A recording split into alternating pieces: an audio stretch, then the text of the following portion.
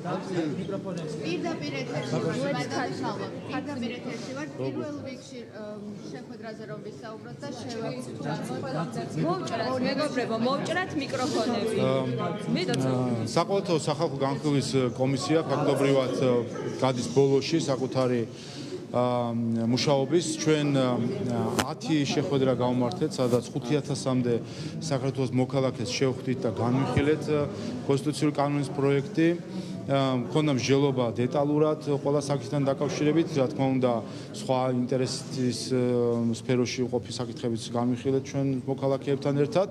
10-ვე შეხვედრაზე 5000-მდე მოქალაქეს შევხვდით და არის სრული მხარდაჭერა ოჯახური ღირებულებების და არასრულწლოვანთა დაცვის შესახებ კონსტიტუციური კანონის პროექტის მიმართ. რა თქმა უნდა, ჩვენი კომისია დარჩა რამდენიმე დღე კიდე მუშაობის და ჩვენ საბოლოო ჯამში პარლამენტს მოვახსენებთ ზუსტად ამ განწყობას, რომელიც არის ჩვენს მოქალაქეებში, სრული მხარდაჭერა ამ კანონ პროექტს, კონსტიტუციურ კანონ პროექტს და მნიშვნელოვანი არის, რომ ეს ხმა ჩვენი მოქალაქეების გაიგოს ასევე ოპოზიციამ, რომლის ხმებით საჭირო არის, რომ კონსტიტუციური კანონის პროექტი მიღებულ იქნეს პარლამენტში კონსტიტუციური უმრავლესობით, ანუ 113 ხმით. გამჭვირვალობის კანონთან დაკავშირებით პირდაპირ ეთერში ვართ, ბოდიშით გამჭვირვალობის კანონთან დაკავშირებით ხვალ კომიტეტზე გადის, ზეგ როგორც სესიაზე კენს უკრით. ერთი რომ შეგვიხაზეთ კანონთან დაკავშირებით მოლოდინები როგორია და მეორე პრემიერის ბრიფინგს უსმენდით, მან ისაუბრა, რომ არსებობს ინფორმაცია, რომ ძალადობრივი ქმედებებს გეგმავენ აქციის მონაწილეები და ეს ნაწილიც რომ შეგვიძლია. დიახ, ხვალ იქნება საკომიტეტო განხილვა, ზეგ იქნება პლენარულ სხდომაზე განხილვა. ჩვენ სამი მოსმენა უკვე თვეზე მეტია მიმდინარეობს. ყველას ჰქონდა შესაძლებლობა რამდენიმე საათიანი საკომიტეტო თუ პლენარული განხილვის ფორმატში, როგორც პარლამენტის წევრებს, ისე არასამთავრობო სექტორს თუ სხვა დაინტერესებულ პირებს მიიღეთ მონაწილეობა ამ დისკუსიაში პარლამენტში და ასევე პარლამენტს მიღმა.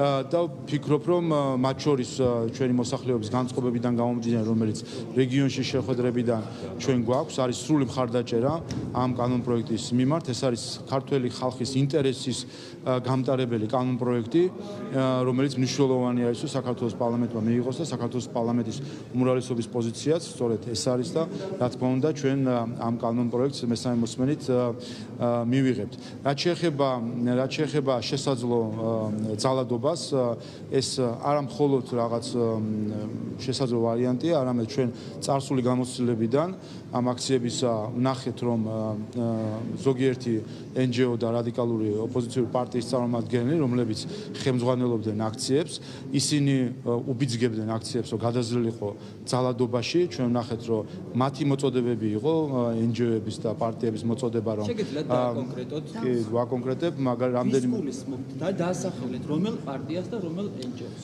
ვინც უძღვებოდა ამ აქციებს, მაგალითად თბილისი პრაიდის წარმომადგენელი. მოწოდება იყო, რომ ბლოკირება მომხდარიყო პარლამენტის, რაც არის თავისთავად კანონდარღვევა ბლოკირება. ეს პროტესტის გამოხატვის ფორმებში არ ჩნდება ბატონო შავა.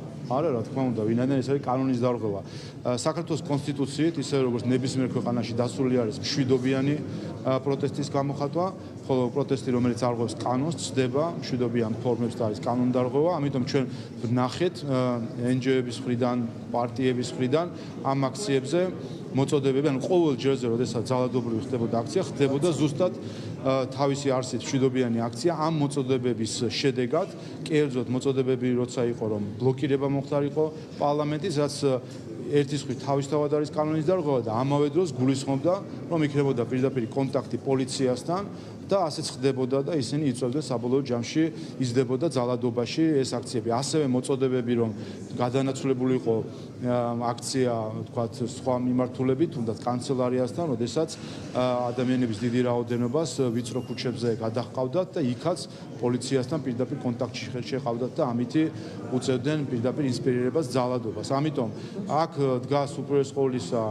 აქციების ორგანიზატორების პასუხისმგებლობა, რომ მოქალაქეების მხრიდან მშვიდობიანად პროტესტის გამოხატვის შესაძლებლობა მისცენ მოქალაქეებს და არ გადაზარდონ ის ძალადობაში.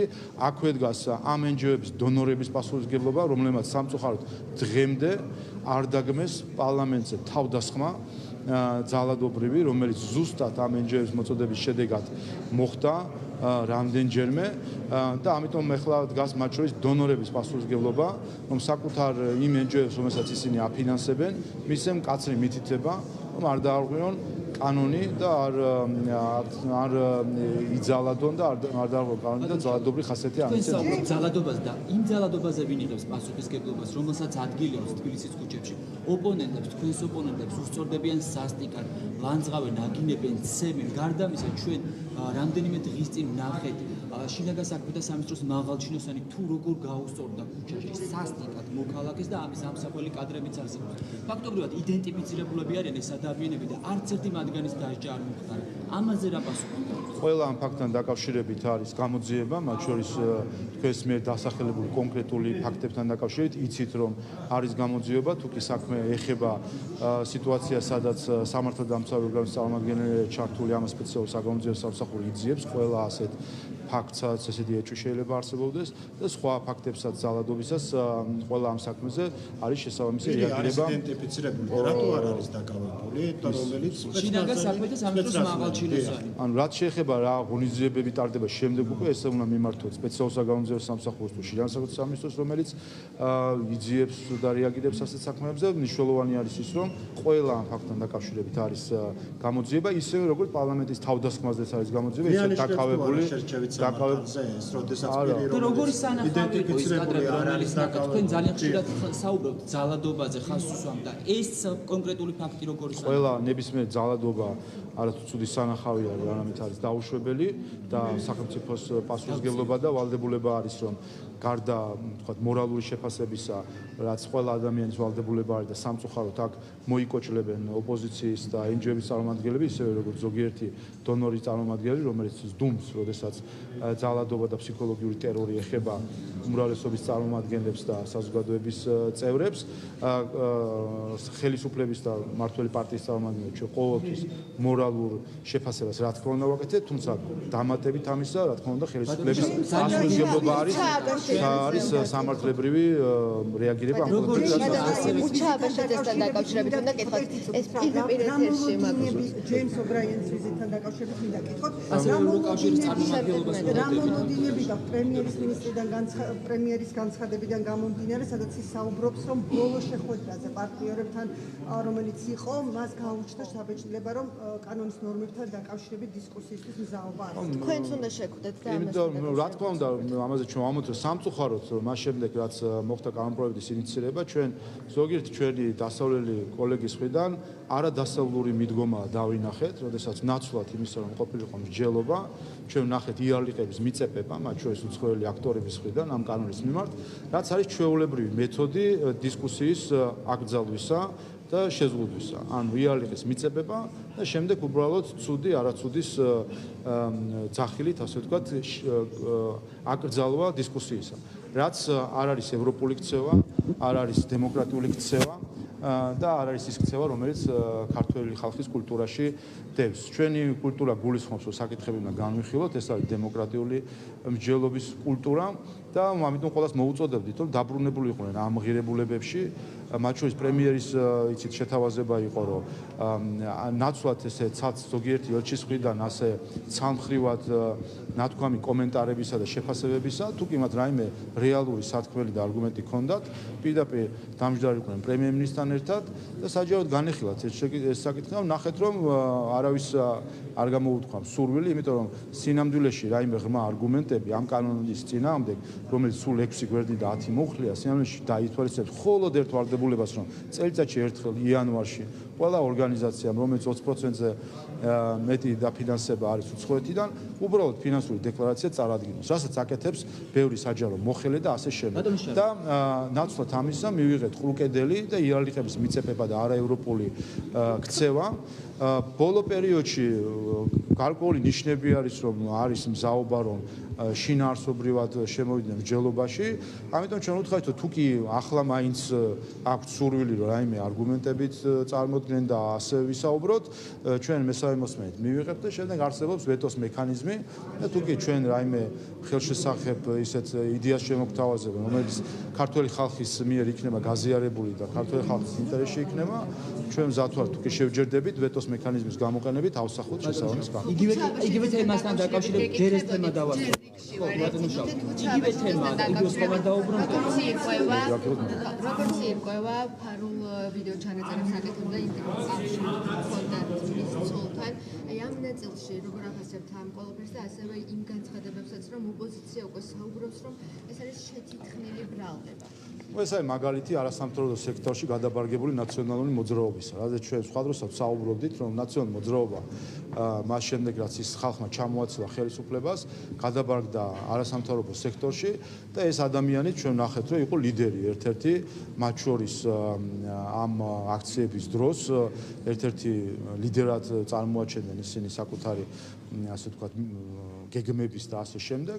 აი ეს არის მაგალითი ნაციონალური მოძრაობა არასამთავრობო სექტორში, რომელიც აკეთებს იგივეს, რასაც აკეთებდა მაშინ როცა იყო ხელისუფლებაში, აგროვებდა სხვადასხვა ასეთი ინტიმურ შინაარსის კადრებს ყველაზე თავის მომხრეებზეც და ოპონენტებზეც, ქართველზეც და უცხოელზეც და შემდეგ იყენებდა ამას შანტაჟისთვის, იმისთვის რომ მისთვის სასურველი რაღაც ქმედებებისთვის თუ გადაწყვეტილებებისთვის გადაბარდნენ ახლა არასამთავრობო სექტორში და აქაც როგორც ხედავთ იგივე მეთოდებით მუშაობდნენ, როგორც განაცხადა შინაგან საქმეთა სამინისტრო, ასობით ადამიანი ყავთ ესე ჩაწერილი, ქართველიც და უცხოელიც, ცნობილი და უცნობი ადამიანიც და ფაქტია რომ ახლა ეს არ იყო ვიღაცის პირადი ასე ვთქვათ რაღაცა გეგმა და აქ დიდი ეჭვია რომ ამის უკან დგას გარკვეული დამკვეთები ან გარკვეული რაღაც ინტერესები. ფაქტია რომ ეს არის სპეცსამსახურების სტილში მოქმედება, ამიტომ მნიშვნელოვანია რომ შინაგან საქმეთა სამინისტრო ბოლომდე ჩაეძიოს ამ ყველაფერს, მათ შორის იმის გათვალისწინებით რომ როგორც ჩანს იქ ცნობადი ადამიანებიც არიან, აქ მნიშვნელოვანია რაღაცნაირად უნდა მოხდეს ერთის მხრივ თავისთავად ყველა დაზარალებულთან კომუნიკაცია იქნება შინაგან საქმეთა სამინისტროს, მაგრამ როგორც ჩანს შესაძლოა სწორედ შანტაჟისთვის გამოყენება ხდებოდა ამ ადამიანების დასანიტარებისთვის და ესეც რა თქმა უნდა ძალიან მძიმე შემთხვევა არის, როდესაც ასეთი ეჭვები შემდეგ ჩდება საზოგადოებაში, რომ ვიღაც ადამიანების მანიპულირება ხდებოდა ასეთი სპეცსამსახურების მეთოდით. ანუ ყველა დეტალი უნდა გაერკვეს, ვინ არიან დამკვეთები ამ ყველაფრის და დიდი ეჭვი არის, რომ ეს არის სპეცსამსახურების მიერ ორგანიზებული სტილი არის სპეცსამსახურების და ამიტომ უნდა გაირკვეს, რადგან ამ ყველაფრის უკან და ვისი დაკვეთა იყო ქართველების და უცხოელების ჩაწერა საქართველოს. ოპოზიციური პარტიების ერთობლივ განცხადებაზეც მინდა კითხოთ ბარემორტი აქვე, სადაც ინსაუბრობენ, რომ ქართული ოცნების წარმოადგენლის განცხადებები შეყავს შეცდომაში ვთქვათ პარტნიორები და საზოგადოება ამ დისკუსიაში, რომელიც გამართულია კანონმდებლობთან დაკავშირებით. კოსმეტიკური ოპოზიციურ აჩეხა რადიკალურ მათ საკუთარი ნება არ გააჩნიათ, ისინი მოქმედებენ ისე, როგორც მათ ეტყვიან მათი მფარველები, ასე რომ მათი აზრი ამ შემთხვევაში არ არის რელევანტური. მთავარია რომ თუ კი ვინმე აქვს ინტერესები ჩვენი პარტნიორების მხრიდან, რომ როგორც იქნა საგნობრივი რაიმე მოსაზრება წარმოადგინონ და ქართულ ხალხს წარუდგინონ ეს ყველაფერი, თუ კი ქართული ხალხის მხრიდან იქნება მზაობა, რა თქმა უნდა ჩვენ მზად ვართ რომ ავსახოთ და კიდევ ერთხელ ეს კანონი აქ არაფერი გასაკვირი არ არის, თუ კი უცხო ქვეყნებს ან უცხო ორგანიზაციებს აქვთ გარკვეული კრიტიკა ან პრობლემა ამ კანონთან. იმიტომ ეს კანონი ეხება უცხო ქვეყნების გავლენის გამჭვირვალობას. რა თქმა უნდა, უცხო ქვეყნებს არ აქვთ ინტერესი, რომ მათი გავლენები გამჭვირვალე იყოს და რა თქმა უნდა, ეს ქართული ხალხის ინტერესია, რომ უცხო ქვეყნების გავლენა იყოს გამჭვირვალე. აქ თავისთავად შიგნითვე დევს უკვე გარკვეული კონფლიქტი, ასე ვთქვათ, ინტერესების, ვიდრე ჩვენი ქართული ხალხის ინტერესია, რომ ნებისმიერი ფული, რაც შემოდის საქართველოს, იყოს გამჭვირვალე ჩვენი საზოგადოებისთვის და სამწუხაროდ არის ასეთი მდგომარეობა, რომ არიან ორგანიზაციები, ევროპული და ამერიკული, რომელიც ამერიკული ბიუჯეტით და ევროკავშირის ბიუჯეტით ფინანსდებიან, რომლებიც პირდაპირ უხეშად გვეუბნებიან, რომ ასე ვიქცეოდი და ასე მოვიქცევი კლავაც, მე შემოვალ, დავაფინანსებ, რასაც მინდა, როგორც მინდა და ქართულ საზოგადოებას არ აქვს უფლება რომ მკითხოს რას ვაფინანსებ და როგორ ვაფინანსებ. ასეთ მდგომარეობაში ვართ და რა თქმა უნდა საზოგადოებისთვის ეს აღმაშფოთებელი არის და ამიტომაც არის ასეთი სრული მხარდაჭერა საზოგადოებაში ამ კანონის მიმართ და რა თქმა უნდა საქართველოს პარლამენტი ამ მხარდაჭერის საკანონმდებლო ასახავს საზოგადოებას გულისხმობს ბატონო შალვა უამრავი ადამიანი 100,000 ადამიანი გუშინ გამოვიდა ქუჩაში და პირდაპირ უთხრა ამ კანონს არა გარდა ამისა ჩვენ ვხედავთ საკმაოდ მძლავრ პროტესტს დასავლეთიდან გველოდებით მაღალი თანამდებობის პირებს მომდევნო კვირაში როგორც ამერიკიდან ასევე ევროკავშირიდან ელოდებით თუ არა თქვენ ამ შეხვედრების შემდეგ გარკვეულ ცვლილებებს ამ კანონ პროექტში აპირებთ თუ არა და გეშინიათ თუ არა სანქციების რომელზეც სულ უფრო ხშირად საუბრობთ. პირველი რაც შეეხება უცხო ქვეყნების მხრიდან უკმაყოფილებას ეს თავისთავად და ბუნებრივია ვინაიდან კანონ პროექტი ეხება უცხო ქვეყნების გავლენის გამჭვირვალობას. რა თქმა უნდა უცხო ქვეყნები ამ ხრი უკმაყოფილო იქნებიან ეს თავისთავად დევს. მე უბრალოდ ვისურვებდი რომ ისინი უფრო თავშეკავებული იყვნენ კრიტიკის დროს, იმიტომ რომ ეს ინტერესთა კონფლიქტი არის. ეს ეხება უცხო ქვეყნების ინტერესების გავლენის გამჭვირვალობას და მათ წესით ისინი მორიდებული უნდა იყვნენ ამ დისკუსიაში, ვინაიდან მიკერძოებული ან მხარე არიან ასე ვთქვათ ამ საკითხისა. რაც შეეხება პროტესტს მოქალაქეების მხრიდან, ყველას აქვს უფლება რა თქმა უნდა გამოხატოს პროტესტი მშვიდობიანი ფორმით, ხას უსვა. ეს არის ის ფორმა, რომელიც დაცული არის საქართველოს კონსტიტუციით. თუმცა ეს არის უმცირესობა საზოგადოების, რომელსაც აქვს საკუთარი 200,000-ზე მეტი იყო გამოსული ეს უმცირესობა. მე არ მინდა ხა არითმეტიკაში შევიდე და ხა დავიწყო ადამიანი თუ თქვენი დათვლებით ბატონო შალვა. მართალი გუნდა მოვისმინეთ პრომოცია 29 აპრილს 200,000 ადამიანი შეიკრიბა მთელი საქართველოდან 200,000 ადამიანი შეიკრიბა ზუსტად იმისთვის რომ ხარი დაეჭერა ამ კანონ პროექტისთვის და მათ შორის ეს შეგიძლია თქვენ თვალოთ თუ კი თქვენი ინტერესი არის გათვალისწინებელია. მე უყურეთ პროტესტის გამოხატვის შეუძლია, თუმცა საქართველოს პარლამენტი მოქმედებს იმ მანდატით, რომელიც მას მინიჭებული აქვს საქართველოს მოქალაქეების მხრიდან არჩევნებზე ერთის მხრივ და ქართულ ოცნებას აქვს საქართველოს მოსახლეობის უმრავლესობის მხარდაჭერა და მეორე, მათ შორის ამ რეგიონში შეხვედრების დროსაც და ჩვენს კომუნიკაცია გვაქვს ჩვენს მოქალაქეებთან, არის სრული მხარდაჭერა ამ კანონ პროექტის მიმართ. გასაგებია,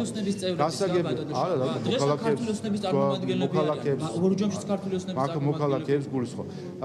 რა თქმა უნდა, შეიძლება არსებობდეს გარკვეული ჯგუფი მოქალაქეებს, რომელსაც აქვს სხვა შეხედულება ამ კანონ პროექტის მიმართ, ისე როგორც შეიძლება სხვა კანონის მიმართ კონდეს შეიძლება სხვა შეხედულება.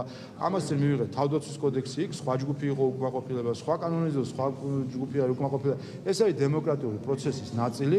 ყველას, ვისაც სურს რომ საჯარო პროტესტით გამოხატოს ეს ფორმა, ესეც მათი უფლება არის და მშვიდობიანი სახით გამოხატოს, რაც შეეხება პარლამენტს აქვს თავისი უფლებამოსილება და ამ უფლებამოსილების და მანდატის ფარგლებში მოქმედებს პარლამენტი. არ მუშაობს რუსეთის გარდა. არ მუშაობს პარლამენტი. ეს არ გიქმნით დისკომფორტს. არა, ჩვენ კომფორტს გვიქმნის ჩვენი მოქალაქეების მხარდაჭერა და ამ კანონ პროექტს აქვს ხარს ბატონო შალვა ეს არის დაასახელეთ რიცხვი რომ გადახედოთ ამ კანონის მიღების საკითხს. უყურეთ, აქ არის ორი განზომილება. დემოკრატიის ნაწილი არის რომ ვიღაცა უკმაყოფილია, ვიღაცა უკმაყოფილია, ვიღაცა მხარს უჭერს, ვიღაცა მხარს არ უჭერს.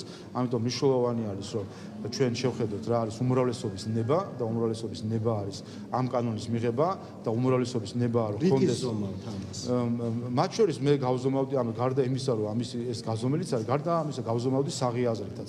როგორ ფიქრობთ თქვენ საქართველოს მოქალაქეს რატომ არ უნდა უნდოდეს რომ კონდეს მეტი ინფორმაცია მის ქვეყანაში უცხოეთიდან შემოსული ფულის ხარჯვასთან დაკავშირებით. ამას ხო წესით არ უნდა ჰქონდეს რაიმე ლოგიკური ახსნა რომ მოქალაქემ თქვას რომ არ აქვთ ხოთ დამიმალეთ და არ გამაგებინოთ არ გამოყვილია ეს რა თქმა უნდა. ხა ეს მე მგონი უკვე მედია განსაკუთრებით ეს არის დიდი ეს გრანტების შესახებ არის ინფორმაცია. შედით და ნახეთ ამ საიტზე სად არის დროა, სირცხვილია და ესენჯოი. შედით და ნახეთ. არ არის, ესე იგი ტყუილია. ესე იგი ტყუილია. რაც შეეხება სხვა რა ვიცი, იყო კიდე კითხვა. აქედან გამომდინარე, ხო ეს ერთი არის მხარდაჭერა და მეორე დიახ. ელოდებით თუ არა სანქციებს თუ ამ კანონს მიყურეთ საქართველოს ხელისუფლება და წყარო არის ქართული ხალხი. ჩვენ მანდატი გვაქვს ქართული ხალხისგან და მუშაობთ ქართული ხალხისთვის. ჩვენ არ ვიყურებთ გარეთ, არსაით და არ უყურებთ ვის რა განწყობა აქვს ჩვენს მიერ. საქართველოს მიმართ იმდენი სანქცია ყოფილა დაწესებული, ხან რუსეთის მხრიდან, ხან რუსეთის ამშობა ქვეყანას უწესდება ის პერსონალური საბოლოო ჯამში ხო? ის ხო ქვეყანას უწესდება, ხან რუსეთი გვეჭესებდა, ხან სხვათა შორის დასავლეთიდან წყობა ჩვენ სანქციები დაწესებული არ ვიცი გახსოვთ თუ არა 2008 წლის ომის შემდეგ საქართველოს სანქცირებული იყო ეს არ იყო საჯარო გაცხადებული მაგრამ ეს იყო არაფორმალური სანქცია საქართველოს მიმართ როდესაც ჩვენ იარაღს არ გვაყიდებდნენ 2013 წლამდე სანქციის ქვეშ ვყავდით ომ გამოვლილი ქვეყანა ნაცვლად იმისა რომ ხელი შეეწყო ჩვენი სამხედრო აღჭურვისთვის ვიყავით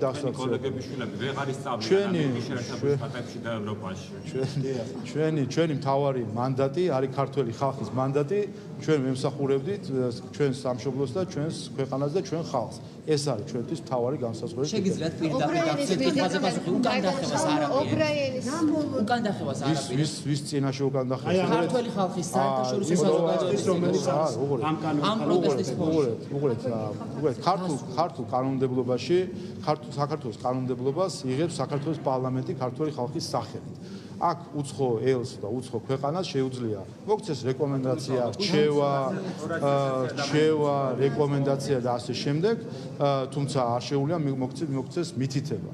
ეს არის სწორედ სუვერენიტეტის აზრი. ამიტომ ჩვენ მოქმედებთ ქართული ხალხის ინტერესებში. რაც შეეხება თვითონ არს, კიდევ ერთხელ ეს არის ქართული ხალხის ინტერესში, რომ იცოდეს მის ქვეყანაში ვინ შემოდის, რა ფულით შემოდის და რაში ხარჯავს. ეს არის ქართული ხალხის ინტერესი და რა თქმა უნდა ეს არის ჩვენი პასუხისმგებლობა, რომ უზრუნველყოთ ამ ინტერესის აღსრულება.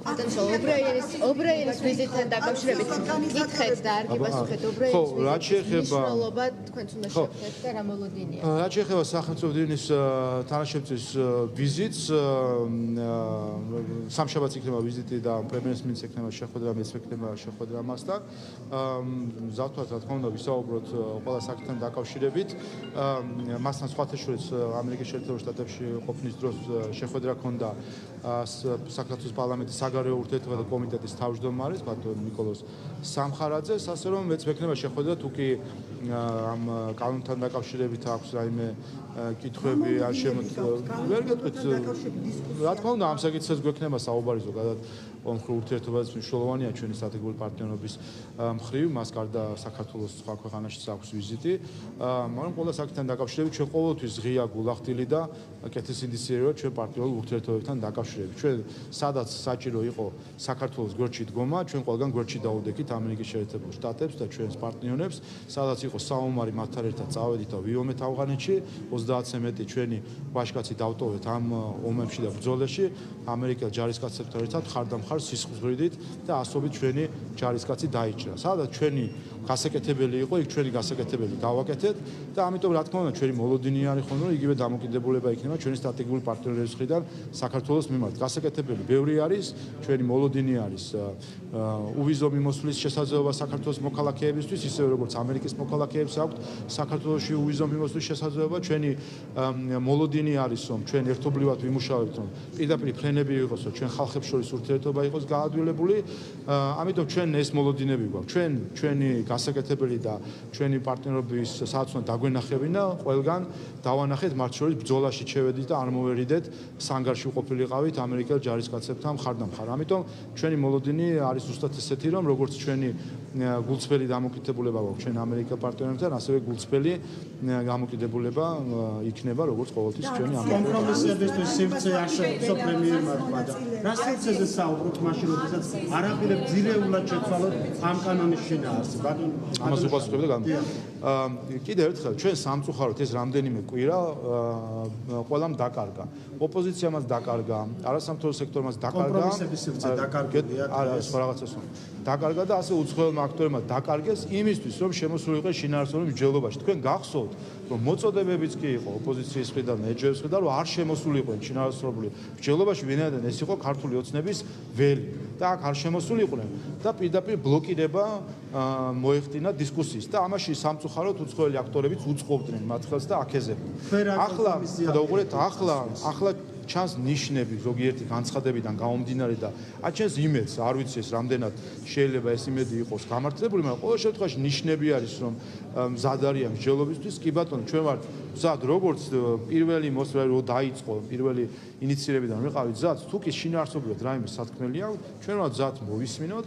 თუ კი ეს იქნება ისეთი აზრი, რაც შეიძლება იყოს გასაზიარებელი, არსებობს ამისი ტექნიკური შესაძლებლობაც, რომ ვეტოს გზის გამოყენებით ეს თუ კი ეს გაზიარებული იქნება ჩვენი მხრიდან და ჩვენი მოქალაქეების მხრიდან, შესაბამისად ასახული იყოს კანონში. ანუ თუ გზები არსებობს და თუ კი როგორც იქნა ჩვენი თუნდაც ოპოზიცია იქნება სამოქალაქო სექტორი თუ უცხოელი აქტორები როგორც იქნა თუ კი ჩათვალეს საჭირო რომ იარლიყების მიწებებას ჯობს მსჯელობა ჩვენ რა თქმა უნდა ამ მსჯელობის შესაძლებელია რომ დაუშვათ რომ პრეზიდენტის ვეტოს შემდეგ ეს კანონი არ დაძლიოთ თუ არგუმენტირებულ პასუხებს მოითხოვ და ტექნიკურად გასული წლის მსგავსად კვლავ ჩააყენო. ანუ ტექნიკურად დაძლევარდაზე რაც შეხება ტექნიკურად არის ასე საქართველოს პარლამენტი მას შემდეგაც მიიღებს მესამე მოსმენით კანონპროექტს ის ეგზავნება პრეზიდენტს ხელმოწერისთვის თუ კი პრეზიდენტს არ ეთანხმება შინაარსს ის მოტივირებული შენიშვნებით შემოდის პარლამენტში და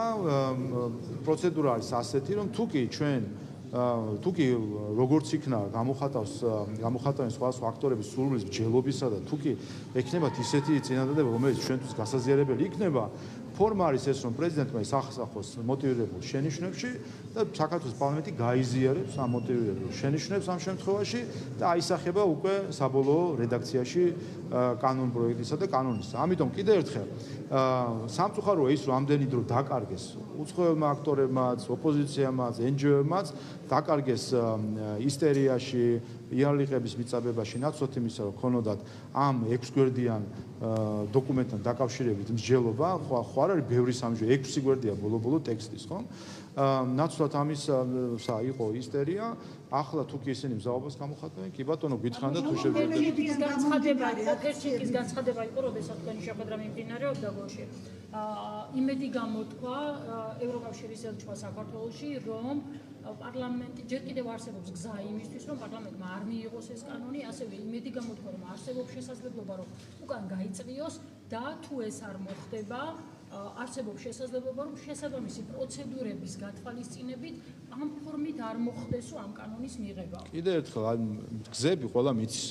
რამდენიმე კვირის წინ, როდესაც დაინიცირდა პირველივე დღიდან ყველას ოპოზიციას, NGO-ებს, მათ შორის დიპლომატებსაც შევთავაზეთ, რომ თუ კი სურთ მსჯელობა და წინადადებები, ვართ მზად, უნდათ დახურულ კარს მიღმა, უნდათ ღიად საჯაროდ მათ შორის პრემიერ-მინისტრს შესთავაზა, რომ საჯარო დისკუსია იყოს ამასთან დაკავშირებით, ჩვენ მყარი ვართ ჩვენ არგუმენტებში. და ჩვენ მყარი ვართ უპირველეს ყოვლისა იმაში, რომ ეს არის ქართული ხალხის ინტერესში. და ქართული ხალხი არის, რაც მთავარია, ყარად ამას ჩამოყალიბებული, რომ ეს მის ინტერესშია, რომ როდესაც უცხოელი შემოდის აქ ფულით და ხარჯავს, იცოდეს რაში ხარჯავს. ხო ეს ელემენტარული ჭეშმარიტებაა, რომელი ქვეყანა დაუშვებს რომელი ქვეყანა ევროკავშირის თუ ამერიკის დაუშვებს, რომ საქართველოს ხელისუფლება შევიდეს, იქ ხარჯოს ფული და ანგარიში არ აბაროს იქაურ მოსახლეობას რაში ხარჯავს ფულს. რომელიმე ქვეყანა დაუშვებს ამას და თუ არ დაუშვებს, ჩვენ რა ვართ, დაბალი ღობე ვართ თუ რა ვიცი, რახან არ ვართ ევროკავშირის წევრი, ვინმეს ვეპატარავებით თვალში თუ რა ხდება, არ ვიცი. ამიტომ ჩვენ გულისხმობთ იმას, არავის რა თქმა უნდა და ეს არის სწორედ უპირველეს ყოვლისა ამაზე ვსაუბრობ ჩვენ. უპირველეს ყოვლისა ჩვენ უნდა გავიაზროთ, ჩვენ ვართ დამოუკიდებელი სახელმწიფო, ამისთვის ვიბრძოდით, ახლა რისთვის ვიბრძოდით? დამოუკიდებელი სახელმწიფო ნიშნავს იმას, რომ ჩვენ ჩვენი ინტერესებიდან გამომდინარე უნდა მოვაწესრიგოთ სამართლებრივი სივრცე და მათ ჩვენეთ ერთი ქართველი ამ ქვეყნის ერთი მოქალაქე, რომელიც იტყვის, რომ ჩემთვის სულ ერთია უცხოელი შემოაგდა ფულს ხარჯავს რაღაც პროექტებში, რომელიც მას ჩემ ცხოვრებაზე ზემოქმედება უნდა მოახდინოს, ნუ მეტყვით დამიმალეთ, არ მარჩვენოთ, არ შემიძლია ამის ყურება, არ მარჩვენოთ, არ დამანახოთ ეს ყველაფერი. წარმოგიდგენთ ეს ქართველი, მე ვერ წარმომიდგენია. ვისაც ხვდები, ყველა მეუბნება, რომ სურს იცოდეს ეს. სურს რომ მას აბარებდეს ანგარიშს ის უცხოური ფონდი, როდესაც შემოდის აქვს და ამბობს, რომ მე ვხარჯავთ ეხა შენ ინფრასტრუქტურული პროექტები. შენ ხო და თუნდაც, ხო და მაგას ვამბობ, თქვან, ხო და ამაზე ეს ყველაფერი. ყველა მოქალაქე თქვენს უკითხოთ თქვენს ამის ინტერესი გაქვთ მით უმეტეს ჟურნალისტი გაქვთ და გაზრდილი ინტერესი გექნებათ ამის მიმართ და მე ვერ აღმოვაჩინე ვერც ერთი მოქალაქე ამ ქვეყანაში რომელიც იტყვა და არ გამაგებინოთ არა და ეს უცხოური ფონდები კონკრეტული ეს კონკრეტული აი მე გეტყვით რომ მაგალითად ევროპის დემოკრატიის ფონდი არათუ მალავს ჩემი პირდაპირ თხოვნის და მიუხედავად მითხრეს რომ არც აპირებენ გაასაჯარო რომ რას აფინანსებენ. ასე შემთხვევით თუ გავიგებთ რაღაც და მაგალითად ასე შემთხვევით აღმოვაჩინეთ რომ ევროპის დემოკრატიის ფონდი აფინანსებდა პარტია დროაც შემოვლითი გზით. აი შემთხვევით გავიგეთ, არსად არ ჩანდა ეს. შემთხვევით გავიგეთ თქვენც და მეც. და ხომ ჯობია რომ წინსწრებით გვითხრან რომ ქართველ ხალხო იცოდეთ რომ ჩვენ ვაფინანსებთ ისეთ არასამთავრობო ორგანიზაციას რომელიც დაკავშირებულია პარტიასთან და ავიც იცოდეთ თქვენი დასკვნები თქვენ თვითონ გამოიტანეთ. ამიტომ საღი აზრია, ელემენტარული საღი აზრია და ამ ქვეყანაში არსებობს ადამიანის სინამდვილეში, ვისაც არ უნდა რომ ეს ინფორმაცია გქონდეს და მთელი პარადოქსი ამაში არის და ამაში არის სწორედ ეს ბუნებრივი რაღაც დისკომფორტი რომელიც შეიძლება უცხოელ ორგანიზაციებს ქვეყნებს შეექმნათ რომ მათ გამჭვირვალობას ეხება და არ უნდათ ეხლა რომ იყვნენ გამჭვირვალე გასაგებია დისკომფორტია მათთვის მაგრამ პატივისცემ ქართველი მოქალაქეების საქართველოს მოქალაქეების ინტერესს და იყვნენ საჯარონი და გამჭვირვალენი მოქალაქეების წინაშე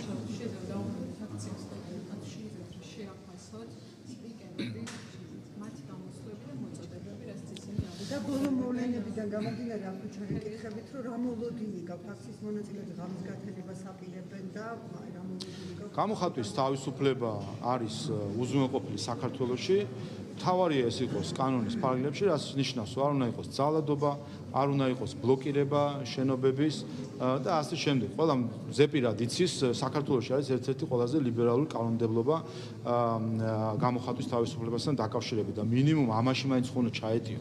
და სამწუხაროდ ეს გამოცდილება გვაქვს ჩვენ ბოლო პერიოდში, რომ თავისი არსით მშვიდობიანი აქცია და მართლა საქართველოს მოქალაქეები, რომლებსაც სურდათ მშვიდობიანად გამოეხატათ საკუთარი მოსაზრება, ხდებოდა ამ აქციების გადაზრდა ძალადობაში, იმით რომ ორგანიზატორები და წამყვანები ასე ვთქვათ აქციის მოუწოდებდნენ აქციის მონაწილეებს რომ მოეხდინათ ბლოკირება პარლამენტის, რაც არის კანონდარღვევა, პირდაპირ კანონდარღვევისკენ მოუწოდებდნენ NGO-ების წარმომადგენლები, პარტიების წარმომადგენლები.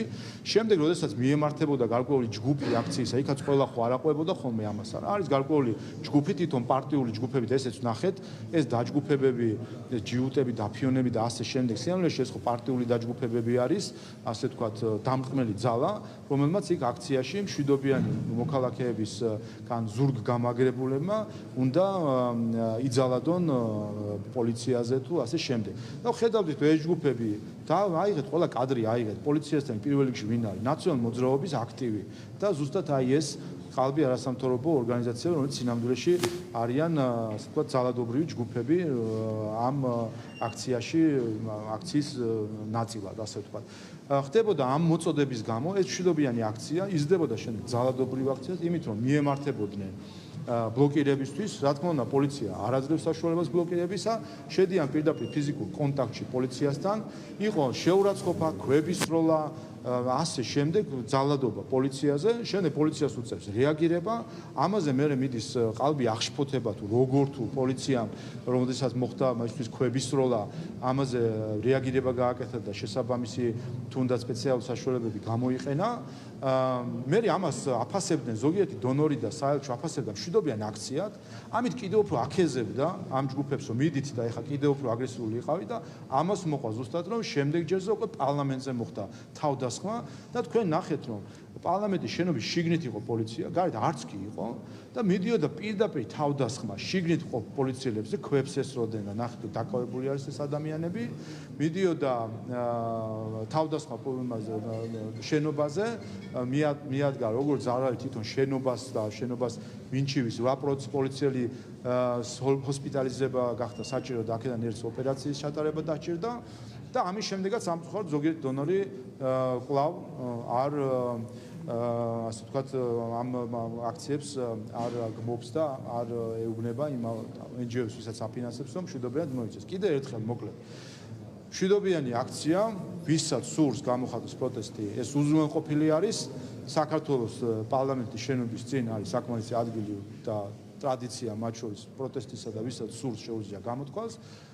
ძალადობა ეწინააღმდეგება კანონს, ეწინააღმდეგება ქართულ კულტურას და პროტესტისა მათ შორის და არის პირდაპირი სცენარი მიმართული იქითკენ, რომ მოხდეს ძალადობა და არევა ქვეყანაში. და ამას რა თქმა უნდა პოლიცია არ დაუშვებს. ამისთვის ყავს ჩვენ ქვეყანას, დამოუკიდებელ ქვეყანას ყავს შესაბამისი სტრუქტურები, შინაგან საქმეთა სამინისტროში, რომელიც უზრუნველყოფენ, რომ პარლამენტზე თავდასხმა არ მოხდეს რისკის ქვეშ დაყენება პარლამენტის წევრების, აპარატის თანამშრომლების და პარლამენტის შენობაში მყოფი ადამიანების. ამიტომ ყველას მოვუწოდებ მშვიდობიან ფორმაში გამოხატონ საკუთარი პროტესტი საქართველოს პარლამენტი მოქმედებს საკუთარი უფლებამოსილების ფარგლებში იმ მანდატით, რომელიც ქართულ ხალხს აქვს გადმოცემული, ჩვენთვის ქართული ხალხის ინტერესშია და ქართული ხალხის უმეტესობის მხრიდან მხარდაჭერილი არის, რომ ქართული ხალხისთვის იყოს საჯარო უცხოური ფულის ხარჯვა საქართველოში და ამ ინტერესს საქართველოს პარლამენტი უზრუნველყოფს, რომ განხორციელოს. საარჩევნო კოდექსში ცვლილებები შედის, საკონსულტაციო საბჭო ქმდება, გადაწყვეტილებების მიღება მარტივდება, რატომ რა მიზანი აქვს? მარტივი მიზანი არის, რაც შეეხება საკონსულტაციო საბჭოს, ეს შეიძლება გახსოვთ თქვენ, რომ იყო 19 აპრილის შემადგენელი პუნქტი, რომელიც 21 წელს შევიდა საარჩევნო კოდექსში, თუმცა არ უფუნქციონირა, არ შექმნილა არც ერთი წუთითაც ეს საკონსულტაციო საბჭო. იმ NGO-მა, რომლებიც მოიაზრებოდა, რომ ყოფილიყო ამ საკონსულტაციო საბჭოში, ანუ მისი ამოცანა იყო საჩივრებზე მონიტორინგი, ბოიკოტი გამოუცხადეს თუ არ შევიდნენ ამ საბჭოში, ამიტომ ეს იყო ისეთი ინსტრუმენტი, რომელსაც არც ერთი წუთი არ უმუშავია და აქედან გამომდინარე მისი საჩივრება არ არის ამ საარჩევნო კოდექსში. Können Sie mir sagen, warum Sie für dieses eine Gesetz den Weg Ihres Landes in die EU riskieren? Ich glaube nicht, dass wir damit den Weg in die EU riskieren. Das hat die EU aber schon gesagt, dass es eine Hürde ist. Ja, wir hören, dass es bestimmte Einschätzungen gibt. Was die endgültige Position sein wird, das wird man noch sehen. Es geht ja, am Ende geht es ja um Transparenz. Und ich kann mir nicht vorstellen, dass Transparenz gegen EU-Werte verstößt. Und ich glaube, dass es genau umgekehrt ist, dass die Transparenz von ausländischen Einflüssen insbesondere gewährleistet werden soll in jedem Land. Und das ist auch eine Initiative, was gerade in der EU selbst diskutiert wird. Und das ist Ihnen wichtiger als der EU-Beitritt? EU-Beitritt ist ein Prozess, das ein Weg ist, ein lang oder kurz, das wird man noch sehen und wir hoffen, dass es ein kurzer Weg sein wird. Das ist ein Prozess und da muss man noch dazu kommen und es gibt viele andere Bereiche, in denen man dafür arbeitet, dass man georgische Gesetze und georgisches System für EU-tauglich macht. Was die Transparenz betrifft, das ist in erster Linie im Interesse des georgischen Volkes, zu wissen, was für ein Geld in Georgien reinfließt, wofür es ausgegeben wird und damit dass die Gesellschaft das weiß. Deshalb hier ist natürlich auch wichtig, dass die Interesse unserer Bevölkerung gewährleistet wird. Sehen Sie die Parallele zur Ukraine? Da hat das ja vor 10 Jahren ganz ähnlich angefangen, oder? Da war eine Regierung, die den europäischen Prozess aufgegeben hat. Die Jugend ging auf die Straße. Das sind ganz ähnliche Bilder, die ich jetzt hier sehe. Es gibt gar keine Parallele, weil es ging darum, es ging um die europäische Integration. In der Ukraine ging es damals um Assoziierungsabkommen. Diese Regierung, und es ging um Janukowitsch und den Weg, den er hatte, diese Regierung ist die